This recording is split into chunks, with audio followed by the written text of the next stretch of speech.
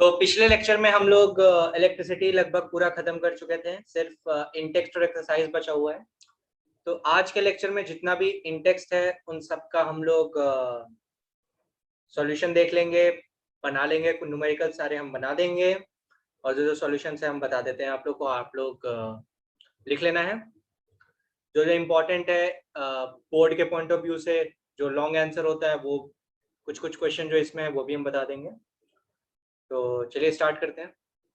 तो पहला क्वेश्चन क्या है, what does an electric circuit mean. Electric circuit क्या होता है? तो इलेक्ट्रिक सर्किट जो होता है, a continuous and close path along which an electric current flows is called an electric circuit. Continuous and close path, continuous क्यों? क्योंकि अगर ब्रेकेज रहेगा तो करंट फ्लो नहीं करेगा।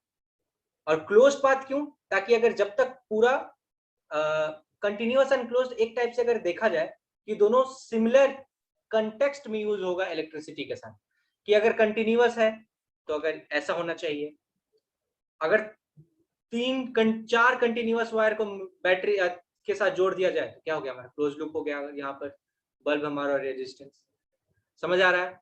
चलो, पहला हमारा डेफिनेशन क्या हो गया, कंटिन्यूअस एंड क्लोज, जिससे हमारा इलेक्ट्रिक करंट फ्लो करे उसको हम लोग कहते हैं electric circuit. Define the unit of current, 1 ampere को डिफाइन कैसे करना है हम पहले ही बता चुके हैं क्लास में। कैसे कि अगर एक कॉलम जाएगा 1 सेकंड में तो वो 1 कॉलम के बराबर होगा। यूनिट क्या होता है? एम्पियर होता है। Calculate the number of electrons considering 1 coulomb of charge. हमको नंबर ऑफ क्या पता करना है? इलेक्ट्रॉन पता करना है। कितना में?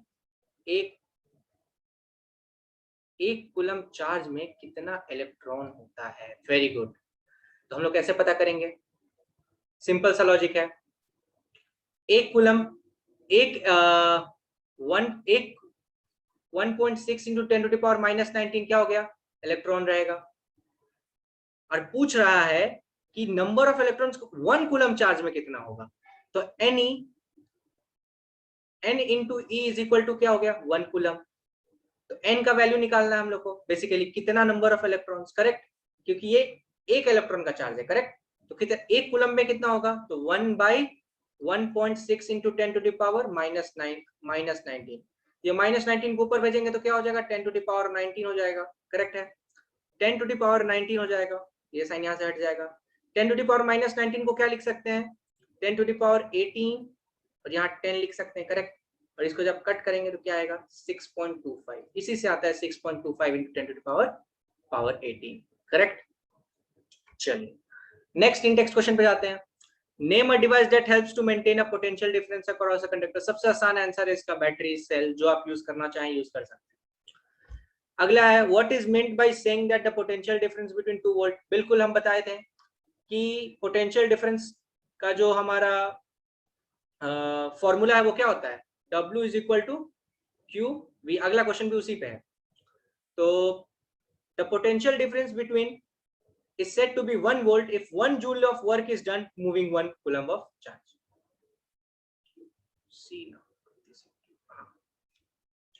चलो नेक्स्ट क्वेश्चन पे चलते हैं। क्या है? How much energy is given to each coulomb of charge passing through. एक मिनट, यहाँ वी क्यों लिख? हाँ, एक कूलम इनटू 6 वोल्ट, तो वर्क डन कितना हो गया? 6 जूल। सेम फॉर्मूला यूज हुआ। ये तीनों क्वेश्चन हो गया। नेक्स्ट पे चलते हैं। On what factors the resistance depend? Resistance का क्या होता है formula? Rho L by A. तो वो रो पे डिपेंड करता है। रो क्या है? Nature of material. एल क्या है? Length of conductor. ए क्या है? Area of cross section. तो ये तीनों पे डिपेंड करता है। Will current flow from easily through a thick wire और a thin wire. Thick wire मतलब एरिया ज्यादा, थिन वायर मतलब एरिया कम। ये थिक का है, ये थिन का है। तो अगर एरिया ज्यादा होगा तो रेजिस्टेंस कम होगा। रेजिस्टेंस कम होगा मतलब करंट ज्यादा फ्लो करेगा। एरिया कम होगा मतलब रेजिस्टेंस क्या होगा? ज्यादा होगा। रेजिस्टेंस ज्यादा होगा मतलब करंट कम फ्लो करेगा। समझ गए? क्यों बी और वाई का भी रीजन इसकी वजह से, इसकी ये दे देंगे। अगला क्वेश्चन क्या है? Let the resistance of an electrical component remain constant while the potential difference across two ends. बिल्कुल सही। तो पूछ रहा है करंट के साथ क्या होगा अगर हम लोग क्या जानते हैं? V directly proportional to I, correct, Ohm's law से। तो अगर हमारा V by 2 हो जाएगा तो करंट भी हमारा क्या हो जाएगा, इनिशियल वैल्यू का हाफ हो जाएगा, करेक्ट, क्योंकि वो लोग एक दूसरे के डायरेक्टली प्रोपोर्शनल है। Why are the coils of electric toaster and electric irons made of an alloy rather than a pure metal? घुमा फिरा के एक ऐसा ही क्वेश्चन बोर्ड में भी पूछा है, जब हम बोर्ड का डिस्कशन करेंगे तो बताएंगे। तो इसका आंसर क्या होगा? The coils of an electric toaster, electric irons and other heating devices are made of an alloy. उसका रीजन क्या क्या हो सकता है? पहला रीजन, ये सब सब्जेक्टिव है इसलिए पूरा एकदम अच्छे से लिखा हुआ है। The resistivity of an alloy is much higher than that of a pure metal. Resistivity क्या होगा? ज्यादा होगा। And alloy does not undergo oxidation or burn easily even at high temperature when it is red hot. ये हमारा answer हो जाएगा किसका? Question number 4 का। Use the data in table 12, जो 12.2 टेबल है हमारा, उससे डेटा का यूज करके। तो क्या क्या दिया उसमें? रेजिस्टिविटी ऑफ आयरन दिया हुआ है, तो रेजिस्टिविटी ऑफ मरकरी ये दिया हुआ है। तो जिसका रेजिस्टिविटी ज्यादा मतलब क्या होगा? उसका रेजिस्टेंस क्या होगा? ज्यादा। तो मतलब जिसका कम वो क्या होगा? Iron is better conductor because it's lower resistivity. जिसका रेजिस्टिविटी कम होगा उससे का रेजिस्टेंस क्या होगा? कम होगा। कम रेजिस्टेंस मतलब करंट ज्यादा अच्छे से जा पाएगा, करंट ज्यादा अच्छे से जा पाएगा मतलब वो good conductor comparatively. Next, which material is best conductor? उसी डेटा में 12.2 टेबल में जो दिया है उसमें देखें हम लोग, silver is the best conductor, क्योंकि सबसे कम रेजिस्टिविटी उसी का है। Resistivity R is equal to rho L by A. तो रो जिसका कम, रेजिस्टेंस उसका कम, करेक्ट। रेजिस्टेंस का मतलब करंट ज्यादा फ्लो करेगा। बहुत बढ़िया। Draw systematic diagram of a circuit of 3 cells, 2 volt each, 5 ohm resistor and 8 ohm resistor. बिल्कुल, हमारा कितना 3 सेल है? एक सेल, 2 सेल, 3 सेल, 3 सेल हो गया हमारा। ऑफ अ बैटरी 5 ओम का रेजिस्टेंस, और सब के सब किस में है? सीरीज में है। 5 2, ये क्या हो गया? 2 2 2, यानी टोटल कितना हो गया? 6 वोल्ट। उसके बाद 5 ओम का रेजिस्टेंस, 8 ओम का रेजिस्टेंस और 12 ओम का रेजिस्टेंस। और क्या स्विच एक प्लग की डाल देंगे, ऑल कनेक्टेड इन सीरीज। तो ये हमारा हो जाएगा क्या? हमारा फिगर हो जाएगा इस,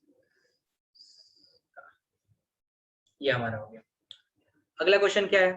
redraw the circuit diagram in. इसको अब हम लोग को क्या करना है? रीड्रॉ करना है, मतलब इसको अब चेंज करना है।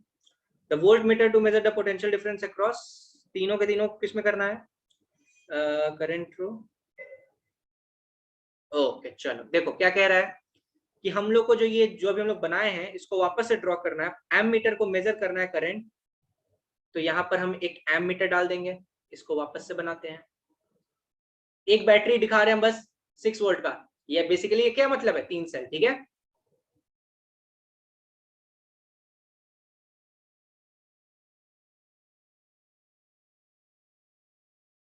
यहाँ हम एक एमीटर डाल दिए और 12 ओम के अक्रॉस क्या हो गया? पोटेंशियल डाल दिए, ताकि हमको पोटेंशियल इसके अक्रॉस पता चल जाए। ये 5 8 और ये 12, ठीक है। टोटल रेजिस्टेंस कितना हो गया? 25। आर इज इक्वल टू कितना हो गया? सीरीज में ही ना सारा? हाँ, सारा के सारा सीरीज में ही। तो टोटल रेजिस्टेंस कितना हो गया? 25। 5 प्लस 8 प्लस 12 ये ना होता है R1 plus R2 plus R3, correct. तो 25 हो गया। करंट क्या हो गया हमारा? 6 बाई 25। कितना आएगा अप्रोक्स? अगर ध्यान से देखें तो अगर 6 बाई 24 होता तो 1 बाई 4 आता, मतलब 0.25 आता। उससे थोड़ा सा कम, मतलब नियरली 0.24। तो हमारा आंसर 0.24 है। अगला पोर्शन है कि 12 ओम के अक्रॉस हमको पोटेंशियल निकालना है। तो यहां से इसके अक्रॉस होगा V1, इसके अक्रॉस होगा V2 और इसके अक्रॉस है V3। V3 क्या होगा? बेसिकली जितना करंट जा रहा है इस रेजिस्टेंस से और जितना उसका रेजिस्टेंस। करंट कितना जा रहा है? 0.24, करेक्ट। और रेजिस्टेंस कितना है? 12। तो 0.24 इंटू 12 कितना होगा?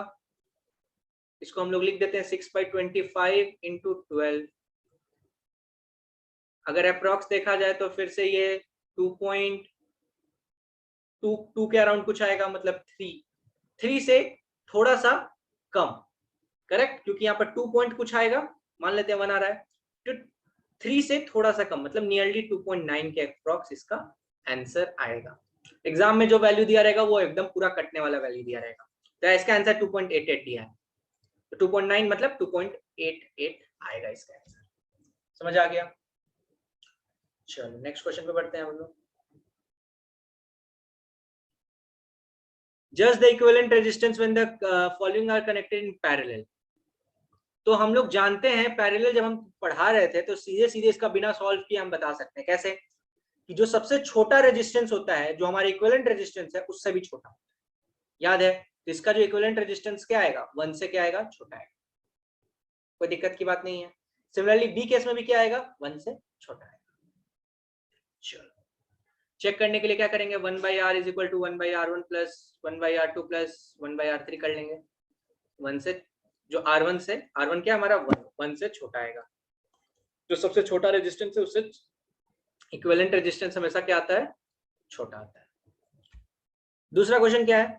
N electric lamp of 100 ohm, a toaster of resistance 50 and a water parallel में तीनों कनेक्ट किए गए हैं। चलो तो R इक्विवेलेंट पहले निकाल लेते हैं। क्या होगा? 1/100 प्लस 1/50 प्लस 1/500, करेक्ट। तो नीचे 500 आया हमारा LCM, 5 plus 10 plus 1, correct, 1/r equivalent.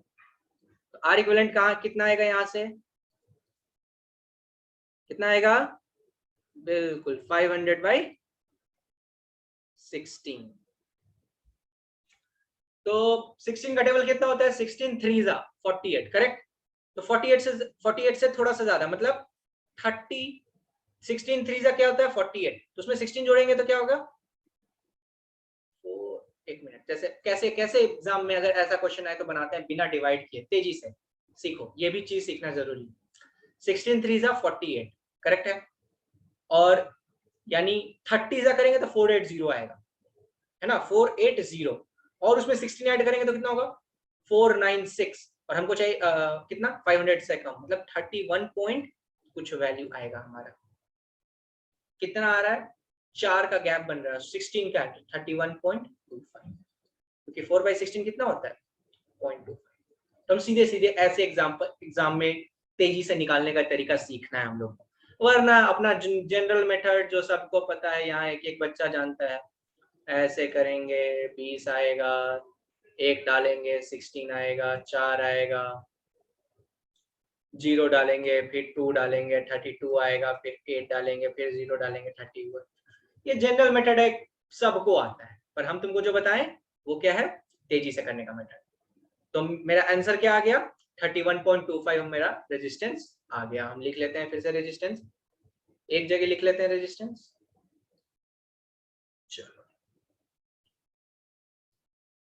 Resistance आ गया हमको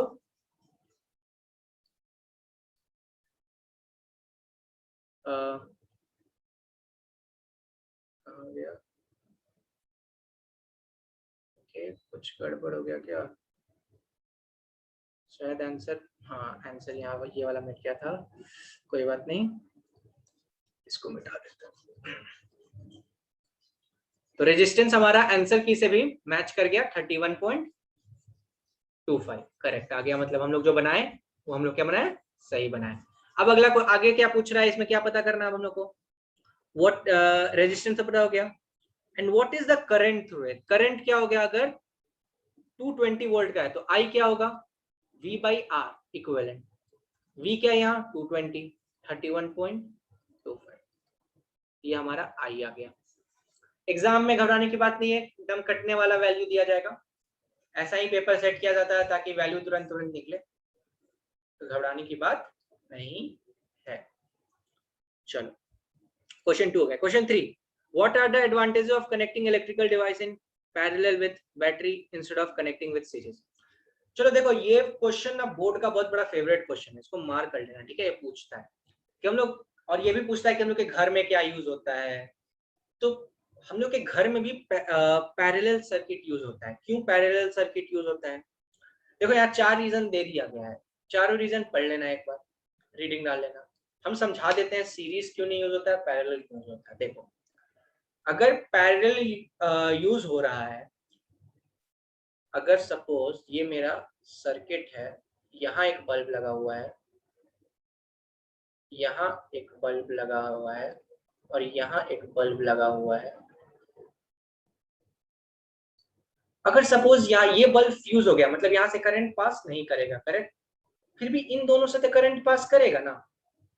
लेकिन अगर ये तीनों के तीनों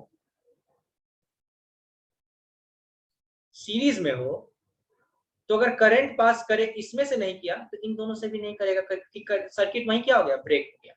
इससे नहीं किया तो सर्किट वहीं क्या हो गया, ब्रेक हो गया। जैसे सर्किट ब्रेक हुआ मतलब नहीं काम करेगा।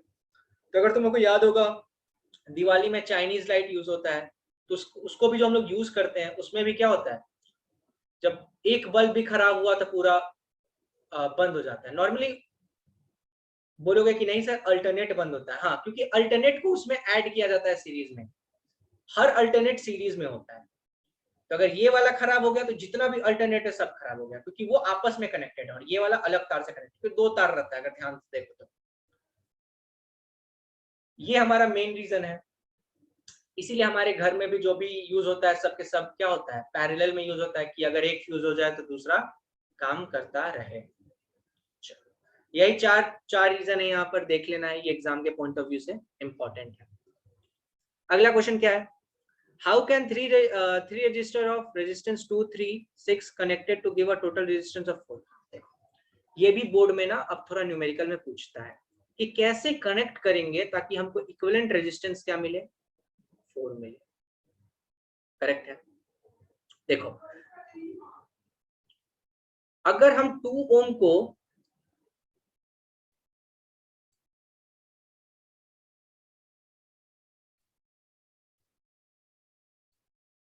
इसके साथ कनेक्ट करें तो क्या आएगा, देखो तो चेक करते हैं। 1/3 प्लस 1/6 कितना आया, 6। 2 प्लस 1 मतलब 1/2, 1/r इक्विवेलेंट, यानी r कितना आया, 2 आया। ये कंबाइंड होकर कितना मिला, 2 मिला। 2 प्लस 2 क्या हो गया, 4 हो गया। तुम्हारा जो पहला केस है समझ आया कैसे मिलेगा, बिल्कुल। हमको जो चाहिए, देखो कैसे पकड़ेंगे इसमें, हमको जो चाहिए वो कितना चाहिए, 4 ओम चाहिए। हमको जो दिया हुआ है वो क्या दिया हुआ है, 2 3 और 6। समझ आ रहा है? मतलब अगर हम सबको सीरीज में ऐड करेंगे तो कितना जाएगा, कितना जाएगा बताओ, 2 प्लस 3 5, 5 प्लस 6 क्या हो गया, 11। 11 तक जाएगा। हमको 11 चाहिए, नहीं चाहिए। अगर हम सबको पैरेलल में ऐड करें तो क्या जाएगा, 1/2 प्लस 1/3 प्लस 1/6 क्या आएगा, 6। यहाँ क्या आएगा, 3। यहाँ क्या आएगा, 2। यहाँ क्या आएगा, 1 आएगा। देखो ये अगला क्वेश्चन का पार्ट बन गया कि अगर सब तीनों के तीनों, हमारा लीस्ट जाएगा 1 और मैक्सिमम जाएगा हमारा कितना, 11। समझ आ रहा है?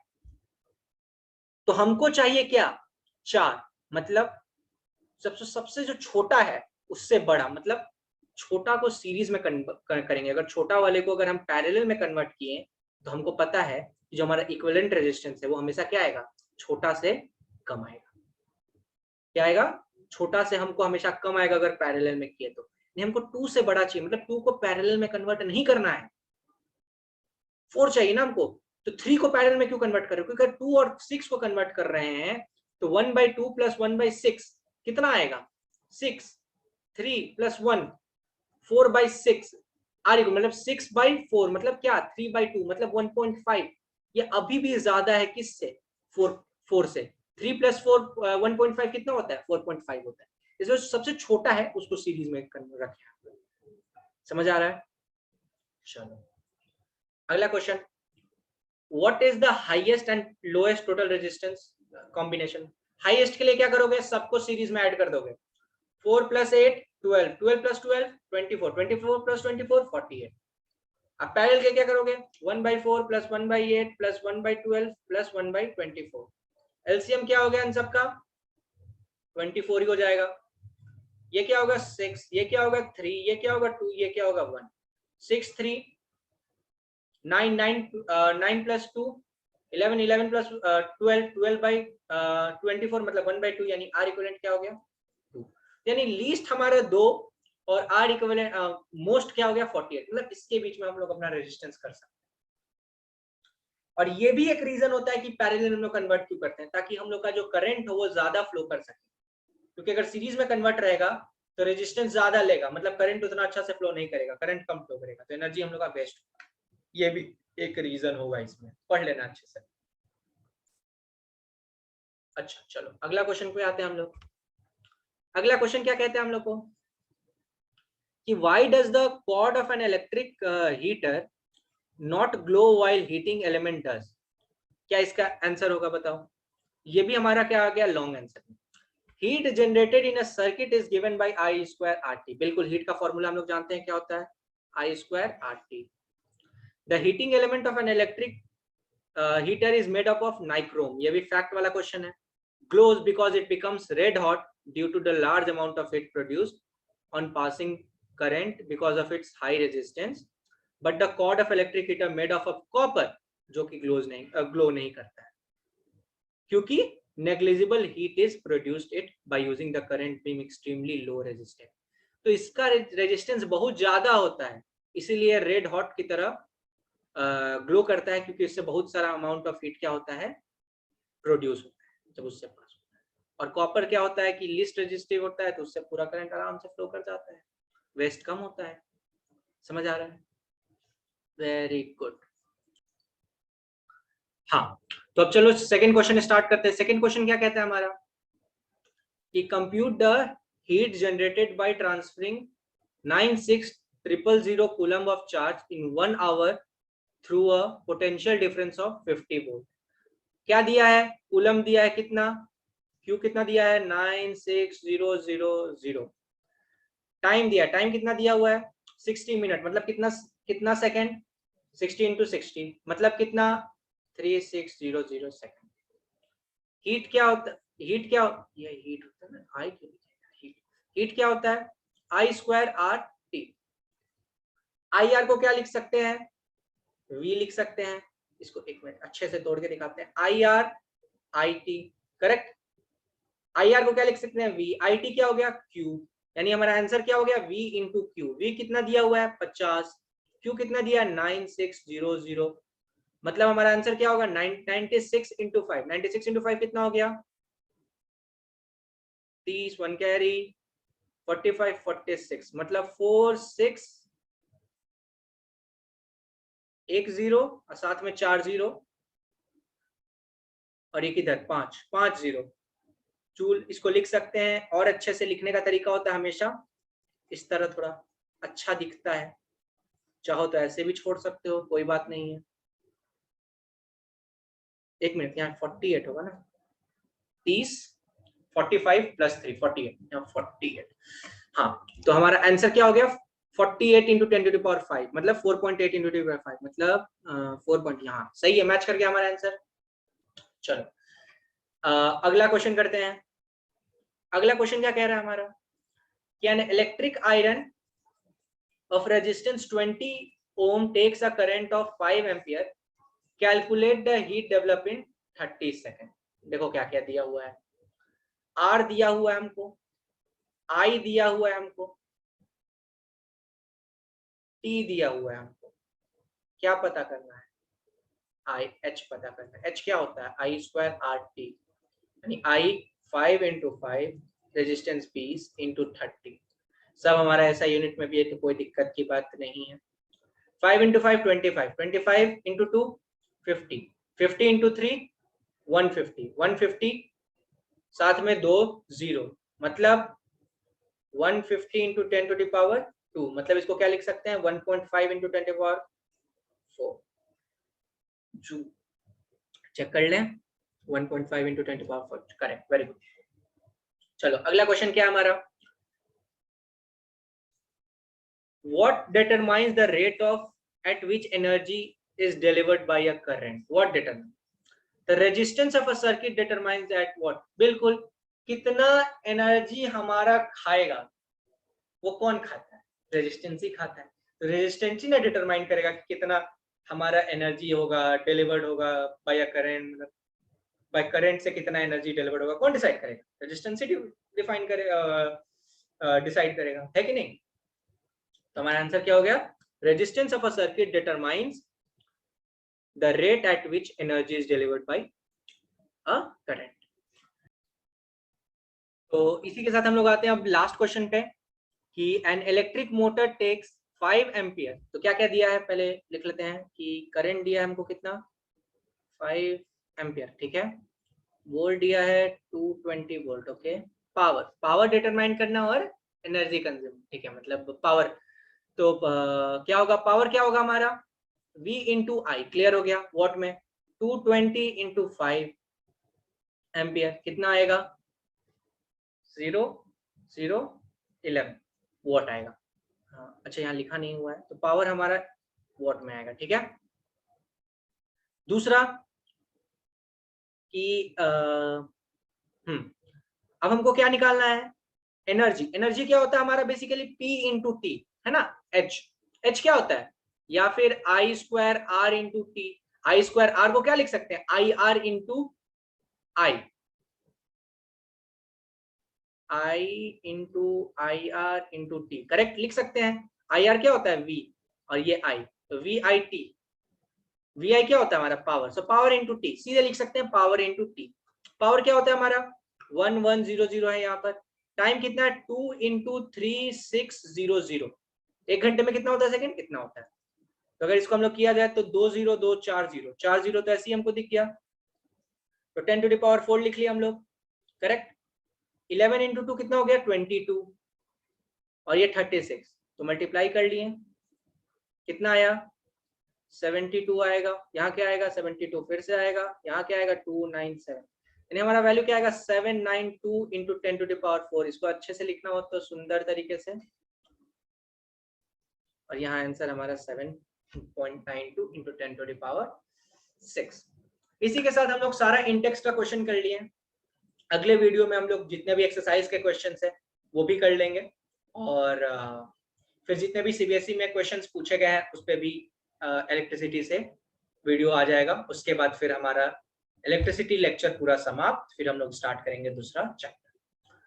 तब तक पढ़ते रहिए, मजे में रहिए, एंजॉय करिए, मिलते हैं अगले लेक्चर में। और हाँ, कोई दिक्कत हो तो पता ही क्या करना है, टेलीग्राम पे मैसेज। चलिए बाय।